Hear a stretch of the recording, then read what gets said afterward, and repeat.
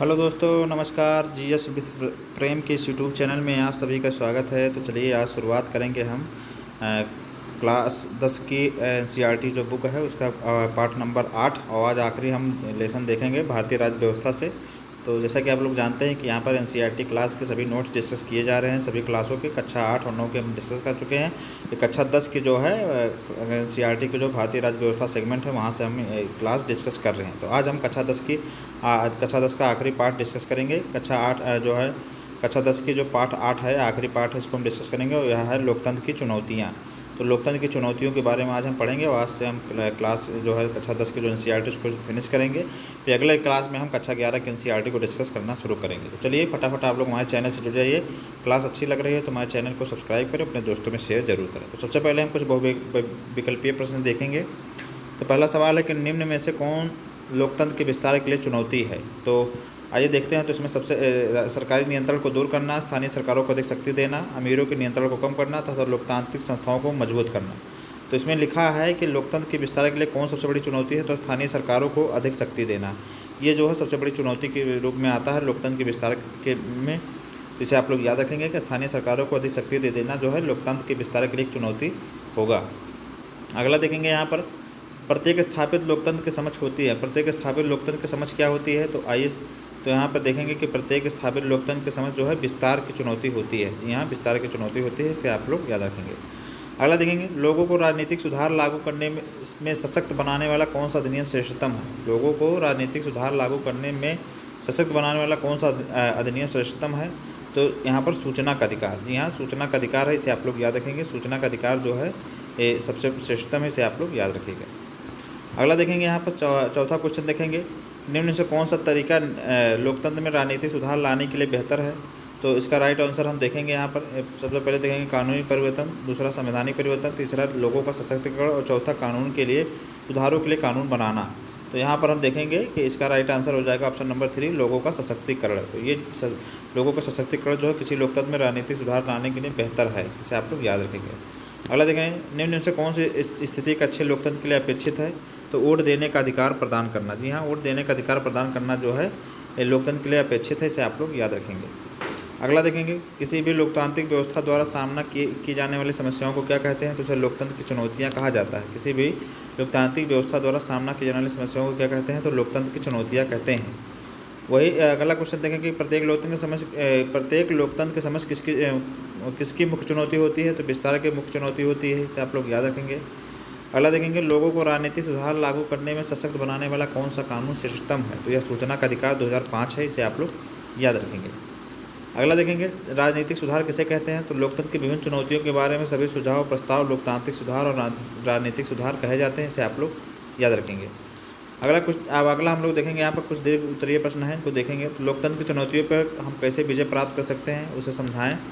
तो सबसे पहले देखेंगे कि सैद्धांतिक रूप से मुख्यतः राजनीतिक दलों के द्वारा ही लाए जाने चाहिए। सैद्धांतिक रूप से सुधार जो है मुख्यतः राजनीतिक दलों के द्वारा ही लाया जाना चाहिए। जनादेश के अनुसार समुचित संवैधानिक आधार अपनाया जाना चाहिए। पंचायती राज व्यवस्था के द्वारा प्रशासन में लोगों की भागीदारी बढ़ाने का प्रयास करना चाहिए। वही अगला देखेंगे सामाजिक ज़रूरतों के अनुसार नियमों में समय समय पर बदलाव भी जरूरी है। ये हमारी लोकतंत्र की चुनौतियों पर हम विजय पा सकते हैं इन चारों चीज़ों को अपना के, तो इसे आप लोग याद रखेंगे।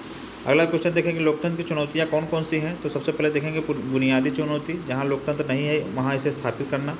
अगला देखेंगे विस्तार की चुनौती, सभी क्षेत्रों में लोकतांत्रिक मूल्यों को लागू करना। तीसरा देखेंगे लोकतंत्र को मजबूत करने की चुनौती, लोकतंत्र में जनता और संस्थाओं को सशक्त करता है। तो ये प्रमुख जो हैं चुनौतियाँ थी लोकतंत्र के लिए, जिनको हमने यहाँ पर पढ़ लिया, उसे आप लोग याद रख लीजिए।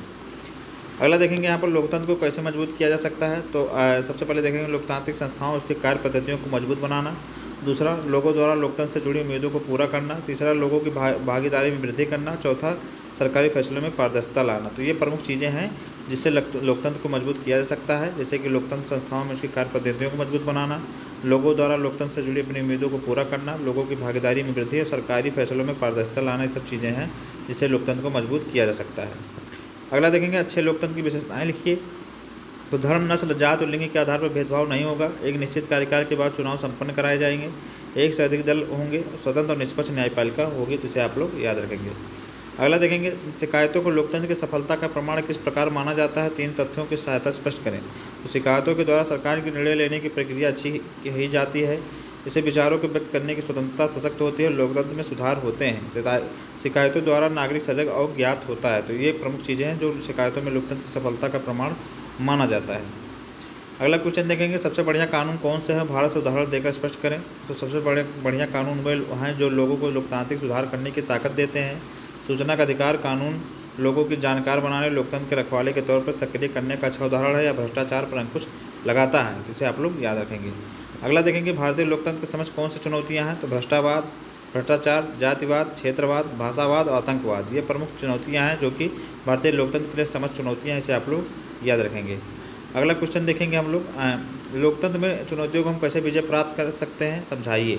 तो आइए इसके बारे में हम डिस्कस करेंगे। तो सैद्धांतिक रूप से मुख्यतः 4 राजनीतिक दलों के द्वारा ही लाए जाने चाहिए। जनादेश के अनुसार समुचित वैधानिक आधार अपनाया जाना चाहिए। पंचायती राज व्यवस्था के द्वारा प्रशासन में लोगों की भागीदारी बढ़ाने का प्रयास किया जाना चाहिए। सामाजिक जरूरतों के अनुसार नियमों में समय समय पर बदलाव करना चाहिए। तो ये सब प्रमुख चीज़ें हैं जिनके आधार पर हम जो है लोकतंत्र की चुनौतियों को हम विजय प्राप्त कर सकते हैं। अगला देखेंगे, लोकतंत्र की आधारभूत चुनौतियाँ कौन सी हैं। तो बुनियादी चुनौती है, विस्तार की चुनौती है, लोकतंत्र को मजबूत करने की चुनौती है। तो ये प्रमुख जो है आधारभूत चुनौतियाँ हैं। अगला देखेंगे, लोकतंत्र को कैसे मजबूत किया जा सकता है, कारण बताइए। लोकतांत्रिक संस्थाओं, उसकी कार्य पद्धतियों को मजबूत बनाना, लोगों द्वारा लोकतंत्र से जुड़ी उम्मीदों को पूरा करना, लोगों की भागीदारी में वृद्धि करना, सरकारी फैसले लेने की प्रक्रिया में मेल और प्रभावशाली लोगों के नियंत्रण और प्रभाव को कम करना। तो ये प्रमुख चीज़ें हैं जिसे लोकतंत्र को मजबूत किया जा सकता है, इसे आप लोग याद रखेंगे। अगला देखेंगे, अच्छे लोकतंत्र की विशेषताएं। धर्म, नस्ल, जात और लिंग के आधार पर भेदभाव नहीं किया जा सकता है। एक निश्चित कार्यकाल के बाद चुनाव संपन्न होते हैं। अच्छे लोकतंत्र में एक से अधिक दल होते हैं।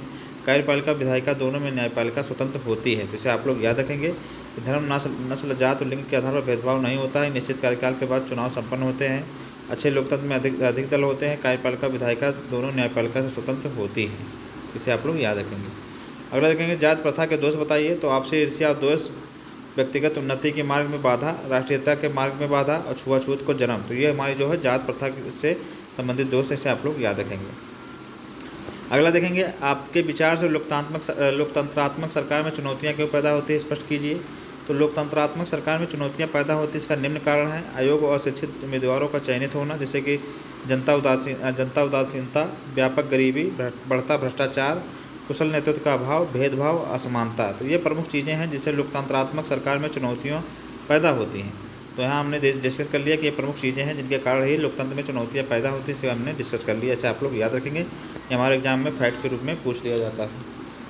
अगला देखेंगे, आधुनिक समय लोकतांत्रिक समाज में राजनीतिक सुधारों की आवश्यकता पर अपने विचार स्पष्ट कीजिए। तो राजनीतिक सुधारों की आवश्यकताओं के लिए निम्न कदम उठाने की आवश्यकता है। योग्य उम्मीदवार का चयन करना, राष्ट्रहित सर्वोपरि मानना, शिक्षित उम्मीदवारों की भागीदारी होना, सरकार के कार्यों में पारदर्शिता होना तथा उच्च चरित्र निर्माण जागरूक नागरिक होना। तो ये चीज़ें हैं जो आधुनिक समय में लोकतंत्रीय समाज में राजनीतिक सुधारों की आवश्यकताओं को अपने विचार व्यक्त कर सकते हैं। अगला देखेंगे, लोकतांत्रिक व्यवस्था में शासन की शक्ति लोगों के हाथ में होती है, फिर लोकतंत्र की चुनौतियों का सामना क्यों करना पड़ता है। तो लोकतंत्र को चुनौतियों का सामना इसलिए करना पड़ता है कि लोकतांत्रिक संस्थाओं की कार्यदशा ठीक ना होना, जनता में जागरूकता, भागीदारी का स्तर ठीक ना होना, राजनीतिक दलों द्वारा अलोकतांत्रिक तरीके से राजनीति करना, समाज में व्याप्त भ्रष्टाचार, समानता आदि चीज़ें जो है लोकतांत्रिक व्यवस्था में शासन की शक्ति लोगों के हाथों में होती है, फिर लोकतंत्र की चुनौतियों का सामना इसलिए करना पड़ता है। अगला सवाल देखेंगे, आपके विचार में लोकतंत्र को मजबूत बनाने में जनता की भागीदारी का कितना योगदान हो सकता है। तो जनता लोकतंत्र को मजबूत बनाने के लिए कई तरीक़ों से योगदान कर सकती है, जैसे चुनाव में योग्य उम्मीदवारों का चयन करना, आंदोलनों विरोधों के द्वारा सरकार को अलोकतांत्रिक फैसले लेने से रोकना, राजनीतिक दलों की गलत नीतियों बहकावे में न आना, एक दूसरे को जागरूक करना। तो ये प्रमुख चीज़ें हैं जो कि लोकतंत्र को मजबूत बनाने में जनता की भागीदारी का योगदान हो सकता है। अगला क्वेश्चन देखेंगे, स्थानीय सरकारें अभी भी प्रभावी तरीके से कार्य नहीं कर पा रहे हैं, लोकतंत्र की कौन सी चुनौती है, इसे कैसे दूर किया जाए। तो आइए इसके बारे में डिस्कस करेंगे हम। संविधान में संशोधन करके लोकतंत्र को विस्तार देते हुए स्थानीय स्तर पर चुनी हुई सरकारों का प्रावधान 1993 में किया गया था। इन्हें कई अधिकार भी दिए गए थे। दलितों, महिलाओं की उचित हिस्सेदारी के लिए आरक्षण का प्रावधान किया गया, किंतु यह अभी भी प्रभावी तरीके से कार्य नहीं कर पा रही हैं। यह लोकतंत्र को मजबूत बनाने की चुनौती को दर्शाती हैं। लोकतांत्रिक संस्थाओं को मजबूत बनाकर, अधिक शक्ति प्रदान करके, लोगों को जागरूक बनाकर, कानूनी प्रावधानों को उचित क्रियान्वयन करके, जैसे महिला आरक्षित सीटों पर महिलाएं चुनी तो जाती हैं पर कार्य पति के द्वारा किया जाता है, जो कि गलत है। इसे आप लोग याद रखेंगे। तो ये आज का जो आज का क्लास था ख़त्म हुआ। यहीं पर आप लोगों को कैसा लगा आप लोग हमारे कमेंट बॉक्स में ज़रूर बताएं। और अगर क्लास अच्छी लगे तो इसे चैनल को सब्सक्राइब करो, अपने दोस्तों में शेयर करना ना भूलें। तो आज हम 10 के एनसीईआरटी के जितने भी सेगमेंट थे, 8 क्लास पूरे थे, 8 पार्ट थे, उसको हमने कंप्लीट कर लिया है। अब हम चलेंगे क्लास 11 की जो एनसीईआरटी है, वहाँ से हम भारतीय राज्य व्यवस्था का जो क्वेश्चन है उसको हम देखेंगे। तो आप लोग हमारे प्लेलिस्ट में जाके आप वहाँ पे थ्योरी सेगमेंट में भी आप सारे क्लास देख सकते हैं। वहाँ से आप प्लेलिस्ट में जाके आप टॉपिक वाइज जितने भी हमारे, चाहे प्राचीन इतिहास हो, मध्यकालीन इतिहास हो, आधुनिक इतिहास हो, भारतीय राज्य व्यवस्था हो, भारतीय भूगोल हो, विश्व भूगोल हो, अर्थव्यवस्था हो, विज्ञान प्रौद्योगिकी हो, सबके जो है क्लास हम करवा चुके हैं। आप वहाँ से जाके टॉपिक वाइज आप सारे क्लास को कर सकते हैं और इससे आपके एग्ज़ाम में बहुत लाभ मिलेगा। तो चलिए फिर हम मिलेंगे एक नई वीडियो में, तब तक पढ़ते रहिए, स्वस्थ रहिए। नमस्कार, जय हिंद।